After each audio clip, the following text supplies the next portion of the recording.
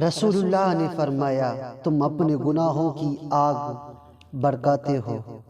اور اس میں جلتے رہتے ہو، اور جب تم نے صبح کی نماز ادا کر لی تو وہ آگ بجھ گئی، پھر صبح سے ظہر تک تم گناہوں کی آگ بھڑکاتے ہو اور اس میں جلتے رہتے ہو، لیکن جب ظہر کی نماز پڑھ لی تو وہ آگ ٹھنڈی ہو گئی، پھر ظہر سے عصر تک اپنے لیے آگ روشن کرتے ہو اور اس میں جلنے کا سامان کرتے ہو، اور عصر کی نماز پھر اس کو سرد کر دیتی ہے، پھر عصر سے مغرب تک گناہوں کی آگ نہایت تیزی کے ساتھ شلزن ہوتی ہے، مگر مغرب کی نماز اس کو پھر بجھا دیتی ہے۔ اس طرح مغرب سے عشاء تک گناہوں کی آگ خوب بھڑکائی جاتی ہے، جب عشاء کی نماز پڑھ لیتے ہو آگ بجھا جاتی ہے اور تم پاک صاف ہو کر سوتے ہو، پھر سونے کی حالت میں تم پر کوئی گناہ نہیں لکھا جاتا یہاں تک کہ تم جاگ جاؤ۔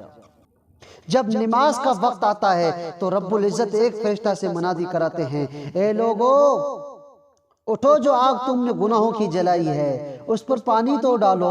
اس کو بجھاؤ۔ نمازی آدمی تو اٹھ کر وضو کرتے ہیں اور نماز پڑھتے ہیں، ان کے لیے گناہوں کی بخشش ہو جاتی ہے، اور بے نمازی بیچارے جیسے تھے ویسے ہی رہ جاتے ہیں۔ جس زمین پر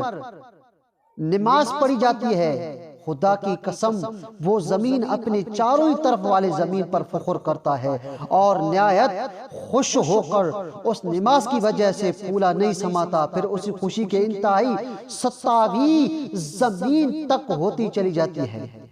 جب کسی نے اول وقت نماز پڑھی تو اسی وقت یہ نماز نور بن کر آسمان پر سے گزرتی ہوئی عرش الہی کے قریب پہنچتی ہے، اور اس وقت سے قیامت تک نمازی کے لیے دعائے مغفرت کرتی رہتی ہے، اور اس نمازی کو کہتی رہتی ہے اللہ تعالیٰ تیری حفاظت کرے جس طرح تو نے میری حفاظت کی ہے۔ جب کوئی مسلمان نماز پڑھتا ہے اور اللہ تعالیٰ اس کو قبول بھی کر لے تو اس نماز کے نور سے ایک فرشتہ پیدا کیا جاتا ہے، اور اس فرشتے کی یہ ڈیوٹی لگا دی جاتی ہے کہ وہ قیامت تک نماز پڑھتا ہے تاکہ اس کی نماز کا ثواب اس نمازی کو پہنچاتا ہے۔